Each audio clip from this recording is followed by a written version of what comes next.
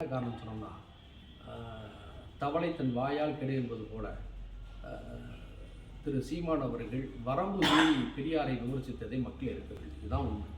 பெரியாருடைய கருத்துக்களை யாரும் விமர்சிக்க வேணாம், மாற்று கருத்து சொல்லாதீங்கன்னு நம்ம சொல்லலை. ஏன்னா பெரியாரை சொல்லியிருக்கார், நான் கூறிய எல்லா கருத்துக்களையும் நீங்கள் அப்படியே இருக்க வேண்டும் என்ற அவசியம் இல்லை, நீங்கள் விமர்சனம் செய்யலாம், மாற்று கருத்துக்களை கூறலாம், நான் பதில் தருகிறேன் என்று சொல்லியிருக்கார். ஆனால் அவர் சொல்லாத கருத்துக்களை சொன்னதாக சொல்லி அவர் மீது பழி போட்ட காரணத்தை, நிகழ்வை மக்கள் விரும்பவில்லை. குறிப்பாக பெரியார் பிறந்த மண்ணில் ஈரோட்டு மக்கள் அதை முழுமையாக நிராகரித்திருக்கிறார்கள்.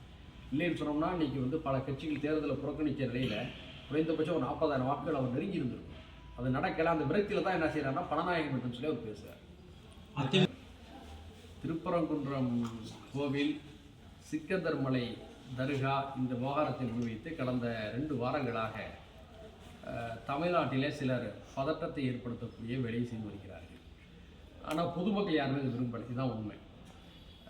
எதையாவது சர்ச்சைக்குரியதை செய்து தங்களுடைய இலக்கை எட்டிவிட வேண்டும் என்று பாஜகவும் அவர்கள் சார்ந்த சங் பரிவார சக்திகளும் நினைக்கிறார்கள். நம்ம ஏற்கனவே சொல்லியிருக்கிறோம், தமிழ்நாடு ஒன்றும் உத்தரப்பிரதேசமோ குஜராத்தோ அல்ல. இங்கு இந்துக்கள், முஸ்லீம்கள், கிறிஸ்தவர்கள், ஒடுக்கப்பட்ட மக்கள் எல்லாருமே அண்ணாநம்பியாக வாழ்கிறாங்க. அரசியல் ரீதியாக மாறுபட்ட கருத்துக்கள் இருக்கலாம், வெவ்வேறு வழிபாடுகளை பின்பற்றக்கூடியவர்களாக இருக்கலாம். ஆனால் ஒருவரைக்கு ஒருவர் விட்டு கொடுக்க மாட்டாங்க. அது வட இந்தியாவில் வேண்டாம் அந்த மாதிரியான பரபரப்புகள், சண்டைகள், மோதல்கள் இருக்கலாம். இங்கே பார்த்தீங்கன்னு சொன்னோம்னா அந்த திருப்பரங்குன்றம் கோவிலுக்கு போகக்கூடியவர்கள் மேலே தர்காவுக்கு போயிட்டு தான் வர்றாங்க. நீங்கள் கூட உங்களுக்குலாம் நீங்கள் கேள்விப்பட்டிருப்பீங்க, நீங்கள் கூட போயிருப்பீங்க. சபரிமலைக்கு போகிறீங்க, அங்கே பக்கத்துடைய வாவர் தர்காவுக்கு போயிட்டு தானே வர்றாங்க. பிரான்மலைக்கு போகிறாங்க, அங்கே இருக்கக்கூடிய பக்கத்துடைய தர்காவுக்கு போயிட்டு தான் வர்றாங்க இந்துக்கள்லாம்.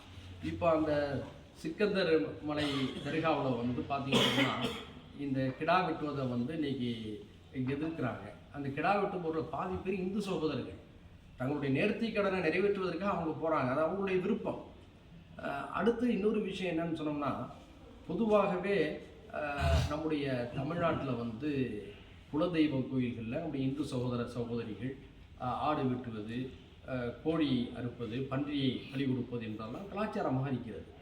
இப்படி ஒவ்வொரு மக்களுக்கும் ஒரு விருப்பங்கள் இருக்கின்ற போது அதில் ஏன் போய் நம்ம சர்ச்சையை கிளப்பணும்?